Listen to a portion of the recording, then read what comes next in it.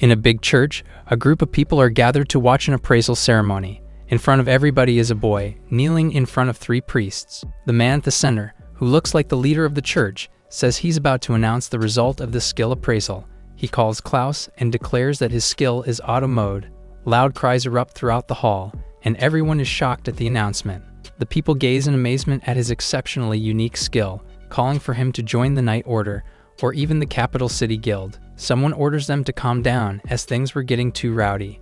Meanwhile, the boy is also shocked at his skill, opening up a huge variety of abilities for himself. With the possibility of learning strong and mighty abilities, he becomes hopeful that his path to becoming a star adventurer has just begun.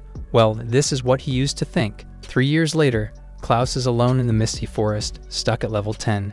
But why? First off, what is the auto mode skill?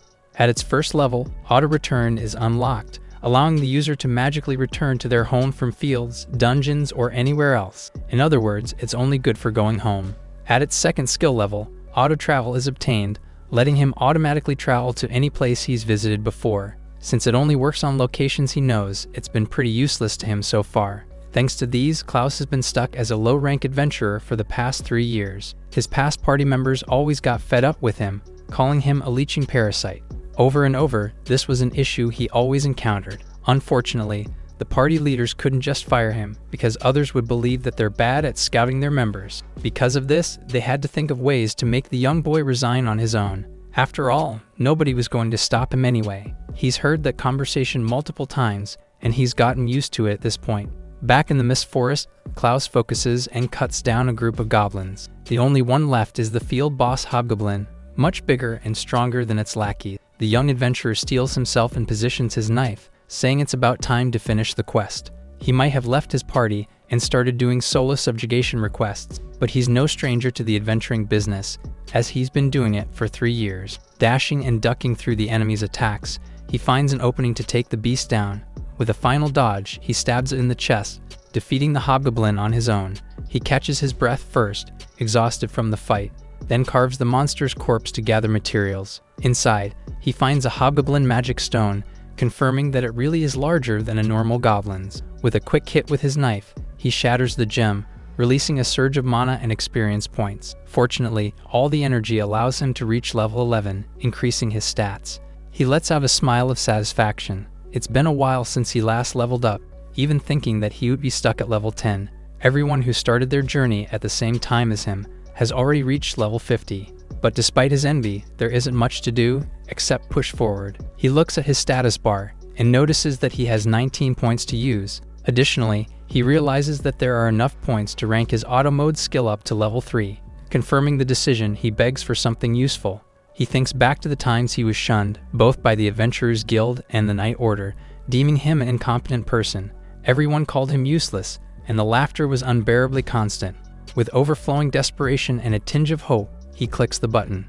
His skill finally reaches level 3. With a nervous smile on his face, he looks at his status menu, only to find that his new skill is Auto Resource Collection. Falling to his knees, Klaus can already see himself scampering to gather acorns and climb trees, unconscious from using auto mode. While the senseless version of himself is happy foraging, he knows it's another useless thing to have. He laughs at his misfortune. Just like the old saying, expectation with no result only ends in disappointment. It would have been nice to receive an ability that automatically heals wounds or increases level, but no. At the end of the day, he worked so hard to level up and obtain a skill for collecting herbs. Disappointed, he uses auto return. A timer pops up, showing his destination and the time left until his arrival. He activates the skill and blacks out on his way home.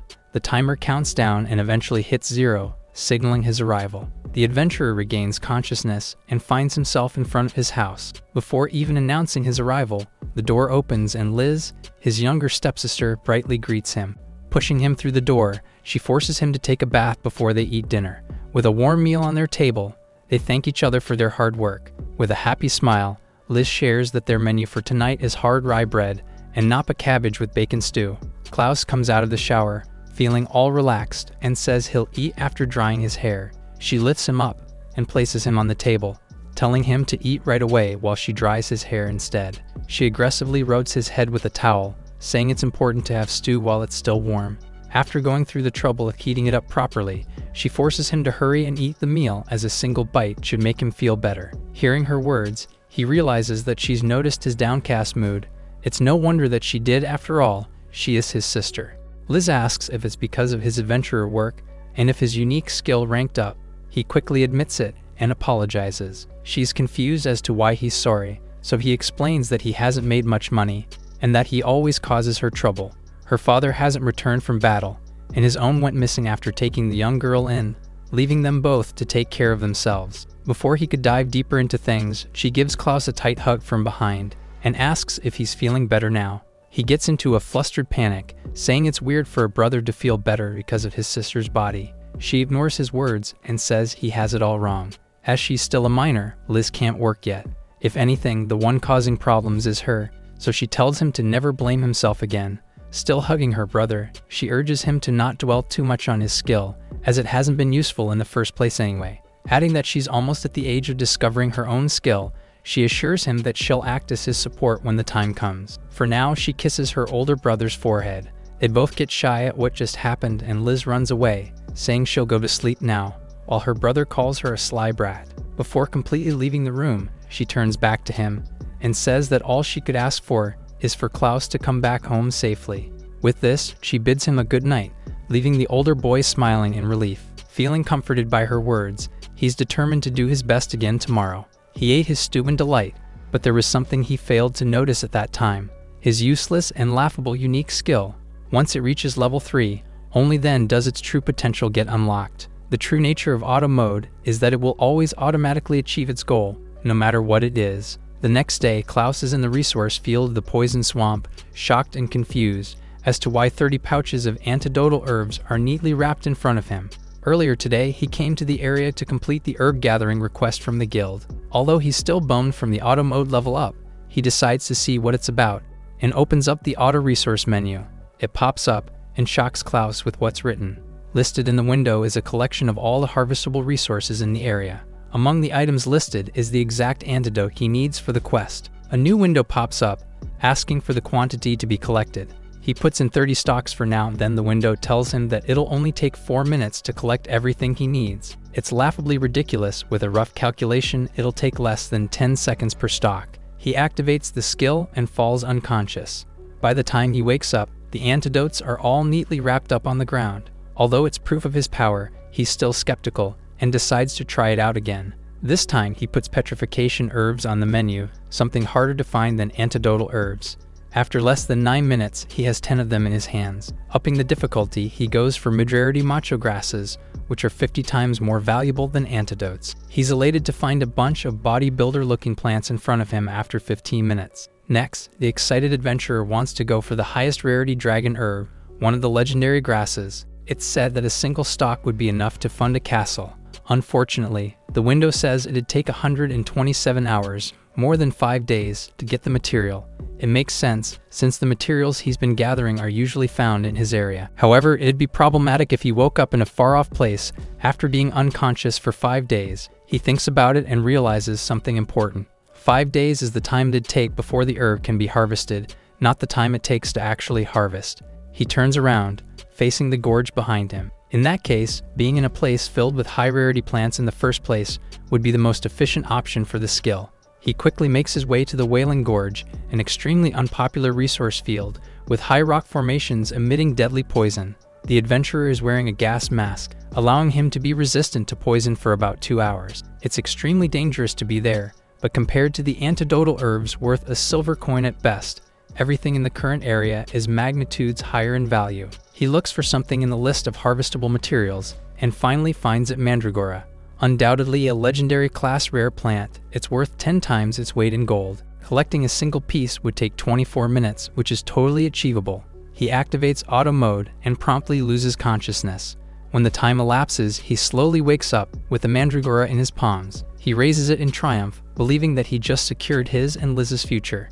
Meanwhile, the rocks behind him shake and crumble, and a huge silhouette appears. More stones peel off, revealing the face of an awoken creature. Still unaware of what's happening behind him, the beast approaches. His sensing skill finally kicks in, alerting him to its presence. He turns around to see its mouth, and screams once he realizes that a B-rank rock lizard has set its eyes on the adventurer. It strikes with its dense tail, and Klaus is barely able to evade. He panics at the sight, tearing up from the foe in front of him. The gorge is a low-rank field. There's no way a B-rank monster should be there in the first place. He's ready to accept his death in the face of the powerful lizard, apologizing repeatedly to his sister. While thinking about Liz, an image passes through his mind. His sister is alone in their home, crying after being left alone. He snaps out of it, annoyed at his momentary weakness. He could never leave his sister alone, especially after promising that he'd always come home safely. Taking his dagger out to face the beast, he vows to return to her alive, surpassing all the odds against him. With a knife and the mandragora in each hand, he reminds himself that Liz is waiting for him. For some reason, the lizard suddenly turns away, trembling and drooling, observably uncomfortable. He's confused at first, but then looks at the plant in his hand. Realizing something, he stretches it toward the foe, causing even more discomfort. Klaus thinks about how he harvested the plant while under auto mode, and understands that it screamed loudly after being pulled out from the ground, probably affecting the rock lizard. A mandragora's scream reduces one's life, but he was unconscious during auto mode, making him unable to see nor hear anything at all. In other words, he's completely unaffected, and the only one dying is the lizard, still incapacitated from the scream. He jumps up to attack, and blood soon gushes out of the beast. This is the comeback story of Klaus, who spent years shunned as a useless person with a useless skill. Instead of giving up, the story moves forward with him, climbing back up to prove himself. The adventurer triumphantly returns home, carrying the head of the B-rank monster. Liz, who was hanging their clothes to dry, sees her brother, and warmly welcomes him home as usual. It's early in the morning, and the staff of the Adventurers Guild are getting ready for the day. A woman stretches her arms and fixes her hair. Her name is Tarine, and she's the main receptionist for the guild. With a declaration to do their best today, she turns around to face a couple of younger girls. Unlike her, the pair is looking particularly solemn, but they answer her call nonetheless. As the older member of the guild, she scolds them, saying receptionists are the face of the guild, and that they have to be prim and proper all the time. They begin to complain, reasoning that they're exhausted from working overtime, as well as their recent all-nighters. The two start to beg, but Tarine quickly cuts their excuses off, asserting that they should be as graceful as a dancing swan and must not show their fatigue to the customers. They remember the events from the day before, then blame the group of adventurers that came in. After going missing for a whole week, they show up unannounced, carrying a full load of material without an appointment. The young girls rant that the rude adventurers have no idea how time-consuming and laborious it is to sort, assess, and consolidate everything for shipping. Their senior understands, but tells them to go wash their faces. They then bring Klaus up, wondering where the low-rank veteran is, as they haven't seen him in a while. Tarine realizes that she hasn't seen him either. Just then, the man himself bursts through the door with an idiotic smile on his face, now level 19. He's just shown up unannounced, carrying a full load of items, surprising the three ladies. Studying the unannounced guest, they shudder after seeing his full load, reminded of their trauma from the adventurers last night. They're already exhausted at the thought of another all-nighter. Meanwhile, Tarine calmly approaches, welcoming him with a kind smile. The two are amazed at her composure. She gets huffed at his arrival, saying they've been worried sick from his disappearance. He explains that he went around the Poison Swamp and Wailing Gorge, and the receptionist finally understands the big haul he's carrying. She begins to politely inform the adventurer that it's a problem how he showed up without an announcement. One of the girls is amazed at how good of a role model she is, handling the situation without losing her composure, and adding that it'd be a different story if it were her client. The other points Tarine's fee out, rapidly but subtly stomping on the floor. Despite this, she politely asks him about his haul, pointing out the rock lizard, and explaining that they need to secure storage, arrange a meeting with an expert to cart materials, and many other things. The two finally understand and face away. Their senior lashes out by, somehow, stomping on the floor without any sound. The guild receptionist is saying that their priority is to have him back safely, but then Klaus interrupts her. He takes out the mandragora, an S-rank material, and says he wants to submit it as well. It quickly emits a screech, making him panic, and Tarine drives her foot into the floor out of frustration. She calls to him, overflowing with menacing energy, and invites him into the office for a minute. The young girls and the adventurer are all terrified. She drags him into the room, while he complains and asks what he did wrong. She tells him to zip it, and save his excuses for when he's proven innocent. For now, they need to talk. The doors slam shut. In the guild master's office, the guild master, Madame Salazar, identifies his name and rank, setting his guild token on the table. Although she assures him that he wasn't summoned to be reprimanded, the room is filled with an eerie vibe, making him tremble in nervousness. She takes a cup of tea and says she wants to thank him for all his hard work within the guild. However, there's something that must be addressed. Klaus is surprised when the mandragora is placed in front of him. Salazar says that the item isn't something that can be easily obtained, then tells him to explain where and how he got it. The guild master and receptionist's stares darken the mood, suddenly transforming the conversation into an interrogation. He breaks the tension with an excuse, saying he just happened to find the item in the Wailing Gorge by pure chance. They smirk at his excuse, obviously doubtful, but let him go nonetheless. After a grueling discussion, he's finally out of the guild, carrying a bag that looks heavy. He raises his arms in joy, saying he's made it, without even telling a single lie, although he did skip a few details about auto mode. Overcoming the nervousness from before, he looks over at the bags he's carrying. Still thinking about Liz, he boasts of the amount of coins he received, amounting to 22 gold coins and 70 silver coins. If a single copper coin is worth a piece of rye bread, then a gold coin is equal to 10,000 pieces. He's scored a jackpot, and can already imagine how happy his sister will be. That being said, the money he collected didn't include the reward from the mandragora. Salazar explained that the retail price for the rare plant is about 250 gold coins. He exclaims in surprise, but she tells him to note that it's only for retail. The wholesale value should be somewhere around 65 gold coins. Unfortunately, the guild does not have that much money at hand, despite being a relatively larger establishment. Although he may not like it, she advises him to barter it with other items, such as magic stones that would have the same value as the mandragora. He agrees to the deal, and receives a total of 13 large magic stones. In comparison, the rock lizard's magic stone was a mid-sized one. With these, he's set to level up even more.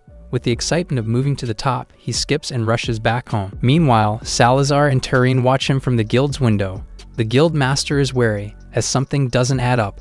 Just yesterday, that boy was nothing but an incompetent person, yet today, all of a sudden, he brought back a mandragora, an S-rank material.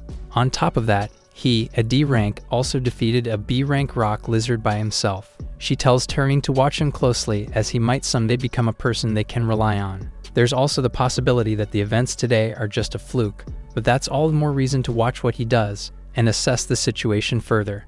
The receptionist assures her that he won't slip off their radar. Soon after, Klaus, now level 27, is in a new, unpopular newbie field, the Twilight Mine, infamous for being unprofitable.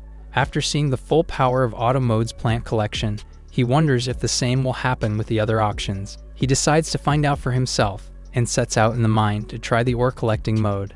As he enters the cave, an unfamiliar figure appears from behind. The Twilight Mine is a giant mine that was dug by the ancient dwarf tribe. Its name originated from the illusion of twilight inside, due to the abundance of glowstones illuminating the tunnels. It used to be a hotspot for mithril ores 1,000 years ago, but nowadays it's mainly seen as a resource center for glowstone. The goal of today's quest is to collect 200 of these stones, as they've become an essential light source for society, often used on the streets or inside houses. Unfortunately, its value to society doesn't really increase its market value, as it's an ore that can be mined easily. Anything below a medium-sized glowstone is only worth a child's pocket money these days. However, Klaus has a secret weapon. He opens his auto mode status menu, and sees a ton of gatherable, large-sized glowstones. He's still by the cave's entrance, yet it only takes 4 minutes to take 20 of them. Seeing such a cakewalk quest, he's sure that today will be an easy day to win big. With a few taps of his fingers,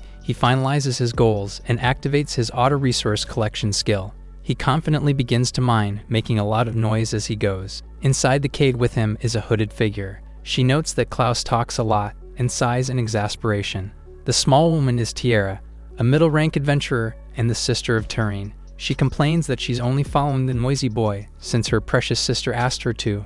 That being said, she questions why a mid-ranker like her has to babysit a low-ranked adventurer. She looks back at him after complaining, but is surprised to see that he's missing. She comes out from where she was hiding, her hands on her daggers, and ready for a fight. However, she still doesn't find anyone else in the cave, despite Klaus being there just a second ago. She runs to search for him, then notices a few stones falling from above. She looks up and finds him hanging from a cliff, with only a couple of pickaxes. He uses his momentum to flip up the cliff, and she's thrown off by how fast he reached the area. Determined to follow her sister's request, She chases after him, jumping off rocks and using a grappling hook to climb the cliff. She tells him not to underestimate a mid-rank adventurer, but when she arrives at the top, she finds the low ranker going higher, leaping and flipping off the rock formations. He very quickly sets foot atop another cliff, leaving Tiara stunned and wondering what kind of human he is. With less than 20 seconds left, the unconscious Klaus has finally reached his destination and begins to strike a point with his equipment. The timer winds down, and he soon wakes up with a pile of large glowstones in front of him. He smiles at his work, satisfied with how well things turned out. For now, he has exactly 20 stones, and he needs 190 more to complete the quest. With a consistent pace, he'll have enough materials in no time. He then realizes where he is and is amazed by the area. He digs a bit more, causing even more large glowstones to spill out, without him needing to even use his skill. Soon after, a big chunk falls out, and he wonders if it's what people call an extra-large glowstone. Just then, an even bigger one falls out. He takes both of them in each hand and finds himself with an extra-large glowstone and an extremely large glowstone. Exhilarated by the rare finds, he jumps in joy, shouting that he and Liz are going to have high-grade meat for dinner. Meanwhile, Tiara is hiding once more. Her expression shows how observably annoyed she is at his noise. A little while later, he clears his quest by collecting 206 glowstones, 200 of them large, 5 extra large, and 1 extremely large. He sits in satisfaction, amazed by how useful his auto-collection skill is. But it isn't over yet. He opens his skill window again, noting that there are a lot more ores that can be mined, such as copper, iron, lead, gold, silver, hoverstone, and even magisteel. Seeing as there are new options that weren't there before, it seems like the materials that show up are dependent on his previous encounters with ores. What's more, just because he can see it on the menu, it doesn't mean that the material can be easily obtained. A few high-ranked ores would require 20 to 200 hours to obtain, and are probably somewhere outside the mine. He got incredibly lucky with the Mandragora, and there's probably no way he'll encounter that again, or so he thought. On the menu is an S-rank spirit gem that only takes 30 minutes to gather. These gems are minerals that are able to accumulate mana and are often sold to magicians for an extremely high price.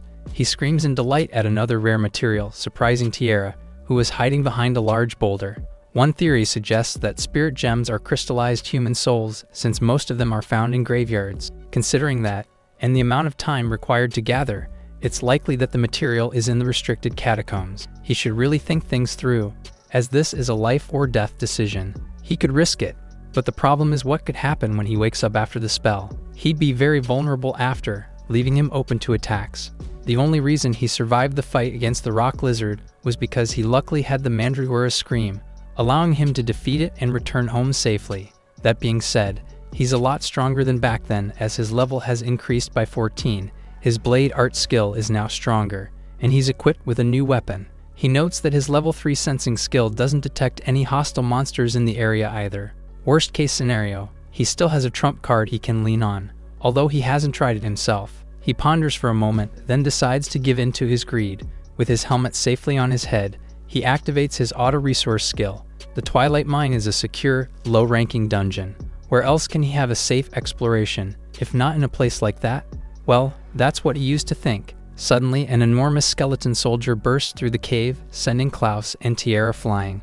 They both look in terror, as the powerful foe brandishes a huge sword against them. 30 minutes ago, Klaus activated his auto mode skill to collect a spirit gem. Eventually, the time required to complete the task elapsed, and he woke up with the gem in his hand. He jumps in delight, overjoyed by his success, but lands on a bone on the floor. Finally, taking a look at his surroundings, he realizes that he's surrounded by skeletons, scattered over the floor and decorating the columns. The place is unfamiliar, endless, and dark, making him scream in terror. Using an extra-large glowstone as a lantern, he wonders if it's the fabled ancient dwarf catacomb, only occasionally discovered inside an old mine. Having no idea where he is, he walks around, thinking about how he ended up in such a creepy place. He looks through his status window and finds that it had taken 6 hours to get home if he used the auto-return skill. Given the properties of the ability, this means that he can get home safely by using the skill. He thinks about using it, but doing so would definitely mean that the guild superiors would find out about the spirit gem. The image is already vivid in his mind, another intense period in the guild master's office, with Salazar and Turin asking where he found the rare gemstone. While he'd be able to get home, there's no certainty as to what the route he'll take will be, leaving him at risk of being discovered. In that case, it's impossible to answer without revealing the specifics of his auto-resource collection skill. As such, his only option is to escape on foot. All things considered, he's glad that it's just a creepy graveyard. If it were to somehow become an underground dungeon, he might have gotten surrounded by reanimated skeletons and wraiths. Although auto mode is a convenient skill, ending up in a place like this is still quite a risk. Using the glowstone to illuminate the way, he rounds a corner and finds a lost tiara. They both scream in surprise and Klaus calls her a ghost while shielding his face. She snaps out of her surprise, then gets offended for being called a ghost, asserting that someone as beautiful as her could never be one. Just then, she feels a strong presence from behind and pushes the young adventurer away. A huge skeleton warrior bursts through, towering over the both of them. It makes continuous clacking noises, terrifying the two. While running for their lives, the enemy chases after them, wreaking havoc wherever they pass. Klaus asks what's up with the giant skeleton, and she explains that it's a mid-rank monster called a skeleton knight. It's an undead monster that lives in a deep-level area and is regarded as the guardian of a graveyard dungeon. She admits that it's a powerful monster, known for using strong equipment, and that even she would have difficulty fighting against it. He thanks her for the explanation and regains enough awareness to ask who she is. She looks away, trying to avoid the question, but he examines her closely. Long, sharp ears and tan skin. Both of these characteristics point to her being a dark elf. He guesses that she's probably around Liz's age, adding that she's also as flat-chested. Annoyed by his gaze, he punches him away and introduces herself as Tiara, telling him to avoid calling people by their race, as it's a rude thing to do. She also tells him to stop looking at her with such nasty eyes, which he denies doing. The two have been running for quite a while, taking many turns in the process, but the skeleton knight is still following them closely.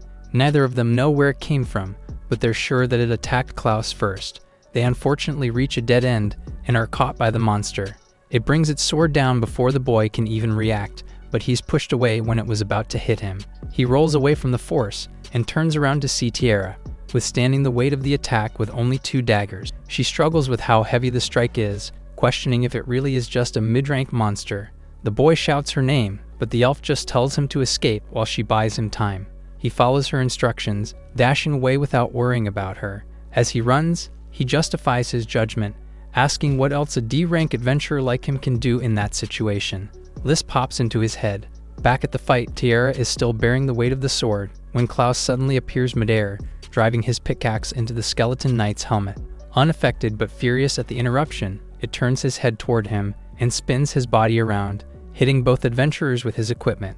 They're sent against the wall, and Tiara calls Klaus an idiot from the rubble, scolding him for not running away. He says he could never do something as disreputable as leaving a girl like Liz to fight for him. There's no way he'd allow it, since he wants to greet her sister at home with pride. He tells the skeleton to brace himself, as he's about to do something he's never tried before. It's a new skill he got from leveling up with a magic stone, but decided to lock away since it sounded so dangerous. With this, he activates Auto Mode Skill Level 4 Auto Battle. At Auto Mode's first level, Klaus is able to use Auto Return, a skill to automatically return him home from wherever he is without fail. On the second level, he learned Auto Travel, allowing him to travel to a field or dungeon that's been visited before. On the third level is Auto Resource Collection, a skill to automatically collect selected resources. Finally, Skill Level 4 Auto Battle. It allows him to automatically fight enemies without fear of defeat. With the skeleton knight set as the target, the skill indicates that it'll only take about 13 minutes to win. He smiles at the thought of a D-ranker like him, taking only 13 minutes to take down a mid-ranked monster.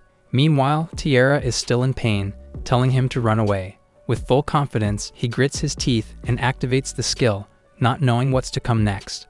The time begins to wind down, and he gradually loses consciousness as always. He falls asleep completely, leaving the elf completely confused. She shouts at him, telling him that it isn't the right time for a nap.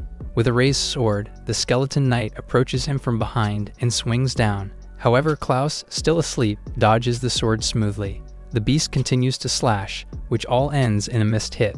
Growing frustrated, it unleashes a flurry of strikes, but once again, they are easily evaded by the unconscious adventurer. Its eyes glow in fury, and Tiara tells him to stop making it angrier. After stabbing the ground repeatedly, the dust and rubble begin to settle, and the lady can do nothing but look away, believing that the boy has undoubtedly been minced into pieces. Suddenly, Klaus dashes in and swiftly circles the knight. The other adventurer is shocked that he's still alive, wondering if he intentionally provoked the enemy into making large swings. He's been dodging the attack pretty well, but what could he possibly do with a shovel and pickaxe?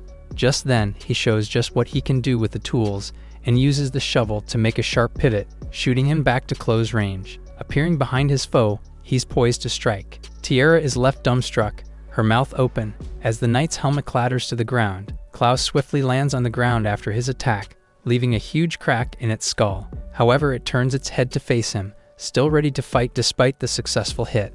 It dashes at the adventurer, angrier than ever, and unleashes a barrage of slashes. With such nimbleness, he dodges all the attacks by a hair, and counterattacks with his pickaxe. The mid-rank adventurer is speechless, watching in both amazement and horror as Klaus, a low-ranker, goes toe-to-toe with the powerful beast, wondering what in the world the man in front of her is. Meanwhile, he jumps to dodge a swipe, landing on the handle of his shovel. With less than 8 minutes left in the timer, the boy holds his knife on one hand and his trusty pickaxe on the other. Terrine's scream of confusion echoes throughout the entire adventurers guild. Her feet are deep in the ground, and in front of her is a spirit gem, brought back by Klaus from the Twilight Mine. It glows with power, and she screams at him, confirming the reality of what's on her counter. Flustered by her loudness, he begs her to lower her voice, then covers her mouth when she begins to say more. He's worried that others might hear her, but it's too late as others are already murmuring about the commotion. Some wonder what it is, while others are doubtful of its authenticity, even suggesting that it might be a normal glowstone. Terrine is now silent, but still leaning over the counter. She asks if he knows what the situation means and tells him to shut up when he says he's overdone it again. The receptionist grabs his hand tight, hoping he hasn't forgotten, and that she doesn't have to spell things out for him. Of course, he already knows what it means, but that's exactly why he doesn't like the idea. He's pretty sure that he's going to get called into the office again, having no choice but to be in that scary person's room. The office door creaks open, and the scary person, Guild Master Salazar, peeks out with a terrifying smile and points at them. Everyone loses their expression, and she commands them to enter the room. Terrine simply complies, saying she'll guide him into the office. Klaus is once again seated in front of the Guild Master, now with a different, presumably rarer, material between them. She asks where he got the spirit gem, and he just scratches his head with a smile, saying he happened to stumble upon it. Clarifying that she wants to know the location, he reveals that he found it in the Twilight Mine, still insisting that he surprisingly found it by chance, despite their obvious disbelief. She examines the ore, and asks the adventurer if he has any idea how much a spirit gem that size is worth. He laughably guesses that it might be worth a single gold coin, confirming that it's a stone used to make a high-grade magician's staff. Salazar says he's correct, but not exactly. It would be worth a gold coin if it were the size of a little finger's tip. Trying to explain further, she recounts the familiar tale of a group of heroes who were able to defeat an evil dragon in the past. It's a picture story about a great magician following a hero from a certain country. He remembers the famous story, and she reveals that it's actually based on a historical event. The spirit gem found on the great magician's staff was an extremely rare case, having the size of a fist. He looks at the gem in front of him, then at his hand. Beads of sweat begin to roll down his head, as he realizes that the gem he brought is almost identical in size to his fist. The guild master takes a deep breath, and with great seriousness, declares the gem a national treasure. His face hardens at the declaration, and a moment of silence fills the room. To give a rough estimate of its worth, converting it to gold coins would mark it at 600 pieces at a minimum in retail. However, this wouldn't be the final price. After checking its purity, internal structure flaws, processing it into a gemstone, and adding it to his staff through a craftsman's artistry, only then will the true value be known. If he's lucky enough to get everything at the best quality, it may reach 1,000, if not 10,000 gold coins. He loses all sense when he hears the numbers. Meanwhile, the master is satisfied with his reaction, and explains that if he sells it to the guild, they'll only buy it at the wholesale price of 100 coins, clarifying that she isn't swindling him, and that it's only the price of the raw gem. Klaus looks at the sparkling stack of coins in front of him, thinking about how it's much more expensive than the 65 gold pieces he got for the mandragora. With that much money, he could buy 100,000 rye breads and would never even have to work again. Suddenly, another case is brought forth. It contains 5 large magic stones, worth 100 coins as well, and is offered as an alternative option. His eyes focus on the stones, and his hands tremble when asked which option he'll choose. With great difficulty, he closes his eyes, faces away, and points to the case of large magic stones. The guild master smiles at his decision, understanding that he's aiming to become a top ranker. With the case in his hands, he's allowed to return home, with a note that his following contributions to the guild are much expected. Lastly, he's told to be careful, as taking in too much magic essence from the stones will lead to him imploding. Klaus is shocked by the warning and heads home with a blank look on his face. Like before, the two look over at him from the window, mulling over his recent achievements. Turing finally interjects, skeptical that a spirit gem was found inside a beginner field. Salazar agrees, adding that it's even weirder that he survived an attack by a mid-rank monster. It was an unbelievable feat, even considering how he was with a reliable person. The receptionist understands that she's talking about Tiara and agrees, bowing her head. During his conversation with the guild master, Klaus revealed that someone was helping him with his fight in the dungeon. Trying to ease the burden on his shoulders, he argues that there's no way he could have defeated a mid-rank monster by himself, then says that someone luckily happened to be passing by at that time. Recounting the slightly modified events, he adds that if it wasn't for the mid-rank adventurer who helped him, he would have died instantly. Salazar understands the situation, and Turing is shocked that the presence of her sister is being revealed to her boss. The guild master then asks where the mid-rank dark elf is now. Thinking of a way to avoid the question, he remembers what happened in the dungeon. With 9 seconds left on the timer, the skeleton knight is stabbed through the skill, breaking the magic stone inside it. With 6 seconds left, the magic bursts out and flows into the victor.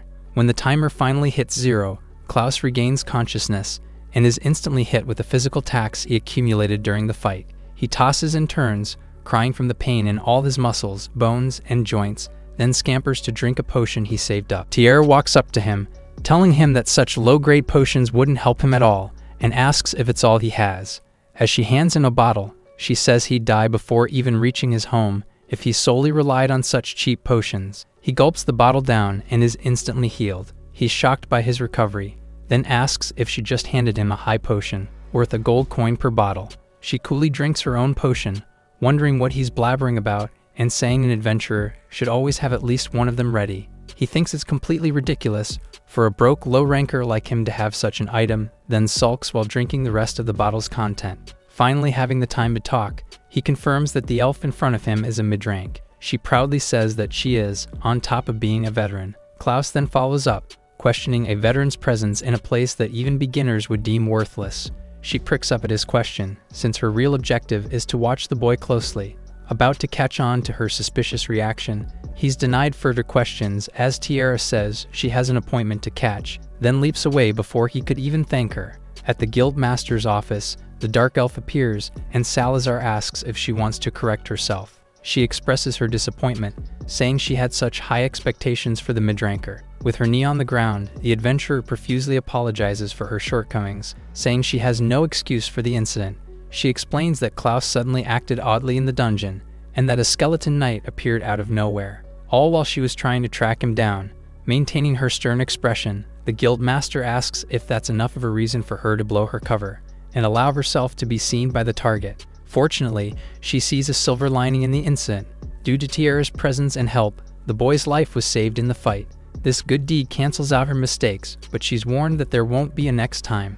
The elf stutters, and Salazar asks if she has something else to say. Surprisingly, she says that the head got it wrong, revealing that it was not her who defeated the skeleton knight. Her boss demands that she explain herself, asking if she made a low ranker the major contributor to the defeat of a mid-rank skeleton knight. While beginning to get into it, someone knocks on the door, and Turing goes to answer it. Tiara says that there was no contribution from her, and that she did nothing to defeat the monster. She thinks back to the fight, where Klaus and the skeleton knight faced off. The adventurer, entirely unconscious during the battle, taunted the beast, dodged all its attacks, and even made unorthodox moves, such as severing the skeleton's arm by kicking a shovel through the joint, then following through with a combination of strikes using his weapons. Soon after, he severed its head and drove his knife through the skull using the same shovel. Tiara admits that Klaus assaulted and defeated the monster all by himself before she could even understand what was going on at the time. The guildmaster looks at her in disbelief and says that it's unfortunate, as she had great expectations for the elf. She pleads that her words are true, and although she doesn't understand it either, the boy really did win alone. Meanwhile, the receptionist is speaking to her junior, who's looking all flustered, Salazar sums up the adventurer's words, saying a low ranker defeated a mid-ranked monster all on his own. Still on her knees, Tiara swears that it's the truth. Tarine flips through the document she received, then interrupts the conversation. She says that unfortunately, the details of the incident are still incorrect. Based on the interim report of the loot Klaus brought in this time, the monster he fought was, in fact, a skeleton general. In other words, it was a high-ranking monster, which explains why even Tiara was struggling against it. Everyone is shocked at the revelation, as it means that the boy defeated a high-ranking monster all on his own. Meanwhile, at the market, Klaus is unaware of all this, and is just happy to be able to buy his sister some nice meat. Although he's in a fish store, the guild master and receptionist surround the poor elf, pressuring her to admit and recount, in detail, everything that happened in the dungeon. She cries that it's impossible, as she herself cannot even understand the boy, or what he is. On a desk is an inventory logbook, recording a list of items submitted to the guild on a certain day of the month, counted and processed by Tarine. The collector of the items is Klaus Noldor, 18, a D ranker from the guild. Among the loot from the Misty Forest are subjugation proofs, including 23 goblin leader ears, 5 goblin chief ears, 22 kobold soldier fangs, 7 kobold bisfangs, 21 green slime nucleus fragments, and 1 lesser trine sprout. Additionally, he brought poor man type equipment. Lastly, several small-sized magic stones were submitted. The entire guild is working hard to record and process all the loot, and none of them are hiding their annoyance at the unnecessarily huge haul. Tarine herself breaks her pen, frustrated at the magnitude of the submission. In total, Klaus was paid 26 gold coins, 130 silver coins, and 70 copper coins. He exclaims, ignorantly delighted by the amount of money he received. Meanwhile, the ladies at the reception are emanating a sinister energy, completely exhausted from the work they've been forced to do. It's been several days since the auto mode skill was awakened, and the adventurer's life was changed completely. That being said, the guild staff's lives seem to have changed along with it. Tarine, still trying to maintain her composure in spite of her anger, proposes something to Klaus regarding the quantity of items he brings in. With a thumbs up and an idiotic smile on his face, he says it's easy peasy. The 2 receptionists in training cry out, wailing at how dense and oblivious the boy is. It seems like he can't comprehend the hardship that comes from checking, assessing, and inventory auditing all of it in one go. Despite their obvious distraught, he smiles and tells them that he'll be back again. He thinks to himself that it really was so easy. Auto battle, the skill that saved his life the other day, has become his secret weapon. However, despite its power, a high risk is still associated with its use. He knows he can use the skill to defeat higher-ranking monsters, but what happens if there are multiple enemies or more than a single species? Knowing that he needs to verify these right away, he heads to the Misty Forest, a beginner's field where only weak monsters can be found. Klaus, now level 38, is ready to try his new skill out in the familiar forest. Having visited it multiple times, he's well aware of all the monster species that are in the area, and is confident that nothing in there will be as strong as the skeleton general. He activates auto battle and loses consciousness. Soon enough, the timer winds down, and he wakes up to see the verdict. Surrounding him are countless corpses of goblins and kobolds, their weapons strewn across the field. It's a complete victory for the adventurer. On that day, any and all signs of monsters in the Misty Forest were completely erased. Despite the intense outcome, Klaus came out completely uninjured. That being said, a purified dungeon will eventually return after collecting miasma, resurrecting the slain monsters. He's amazed at the feeling of taking down a dungeon all on his own, noting that he probably didn't even go rogue a single time, despite using the skill multiple times. Auto battle might be more absurd than he thought. Since he's defeated at least every low-rank monster, he wonders if he could defeat all high-rank monsters as well. However, the skill still has its weaknesses, including cooldown time and unknown enemies. By cooldown time, he means the cool-off period before the skill can be used again, rendering the continuous usage of the ability completely impossible. The unique skill auto mode has a 1-minute cooldown, which means that he has to wait exactly 1 minute between the activation of auto skills. For example, soon after the timer for auto resource collection elapses, he has to wait 1 minute before he can activate auto battle, in case a monster is lying in wait for him. Normally, the plan would be to counterattack and ambush immediately, but it isn't possible with the cooldown limiter. This also means that he can't use auto return to escape the area. The other weakness is the unknown enemy. While auto battle provides him with a sure win option, he can't use it on an enemy that he hasn't fought before. Back when he was against the skeleton general, he had to at least hit it once, before he could effectively use the skill. All things considered, auto mode is still a reliable trump card, in spite of its weaknesses. With this, Klaus aims to take a place as a top adventurer. The young adventurer finally arrives home, after a long day of experimenting at the Misty Forest.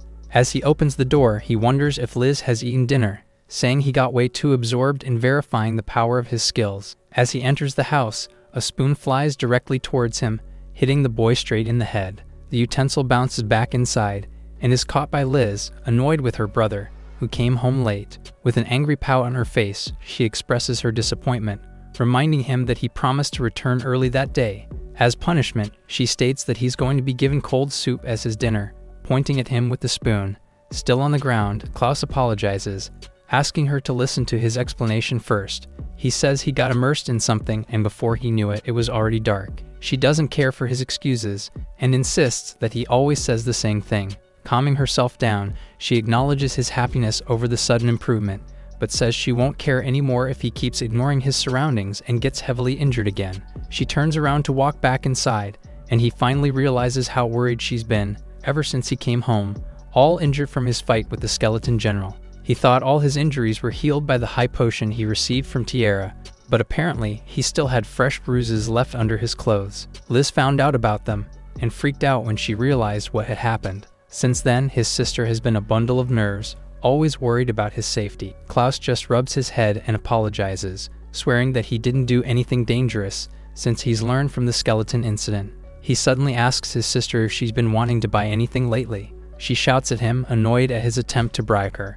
However, she quickly drops the rejection and says that since he's asking, maybe they can get a new cookware set, specifically the ones that are made of mithril, coated with such a valuable material. The set is extremely durable, costing 12 gold pieces. He's surprised by the sudden and expensive request, confirming if it's the ones they saw back in town, priced at 2 digits worth of gold coins. She smiles at him, remembering the item. While he says that he's more than willing to get it for her, he reminds her of her words back in the street. Laughing at the ridiculous price, Liz questioned what the use of a mithril pot is, even joking that it'd be to cook a dragon. The older brother remembers the exact words and asks his sister if she actually intends to cook a dragon. With a terrifying gaze and a chilling tone, she states that it isn't a dragon that she wants to cook, it's him, her older brother. He's terrified by her words, and she simply adds that the next time he comes home injured, she'll tenderize him even more with a mithril ladle. Although he tells her to stop kidding with such painful scenarios, the brutal sister continues, saying she'll never forgive him even if he cries and begs, giving him a reason to never overdo himself. She replaces her scary demeanor with a kind smile, then tells him to promise that he'll take care of himself. Raising his arms in surrender, he promises to never overdo things and to come back safely to his beloved sister, even if something does happen. His words make her shy. She does have a point, of course. Nothing good will come out of trying to do the impossible. Klaus dusts himself off, saying he should take a bath before dinner. Just because he's aiming for the top doesn't mean that he should make his little sister cry. He then curries to his sister, asking if he could possibly have warm soup for dinner, repeatedly calling her his beloved. Flustered by his words, she gives in and tells him to go take a bath while she reheats his meal. During dinner, he reveals that he got 27 gold coins earlier, and that they can actually afford the mithril cookware set, which excites his sister. From then on, he decided to work hard, as well as think hard, to make the impossible possible. And so, the next day in town, Klaus arrogantly leans against a new donkey-pulled wagon, his eyes sparkling at his purchase. Liz gives him a confused look, asking what it is while handing him his lunchbox for the day. He explains that it's his new arsenal, a rental cargo donkey cart, which he rented from the guild earlier that morning. Pushing past him, she asserts that she knows that it's a donkey cart, and is instead wondering if he's decided to become a street peddler. With the haughty smile still on his face, he says it's something he'll use for venturing. He came up with the idea while thinking of ways to aim for the top, without doing irrationally dangerous things that'd worry Liz. Based on these considerations, he decided that the common strategy would be to recruit an ally to make the impossible achievable. Remembering the previous night, when he carried 700 items on his back, he says that an ally would help lighten the load of loot. Additionally, fighting strong enemies would be a lot easier, and the trip back home would be greatly reduced, along with the chances of him getting scolded. Lastly, a donkey cart would allow him to explore even farther destinations. Given the current situation where he's ostracized so much, he can't really recruit any human allies. Liz tears up at her brother's blunt words and tells him to stop talking like that, as she'd end up crying so early in the morning. He continues with his explanation and has concluded that he can solve the problem by using money to rent a donkey instead. With the help of the animal, most of his problems are taken care of.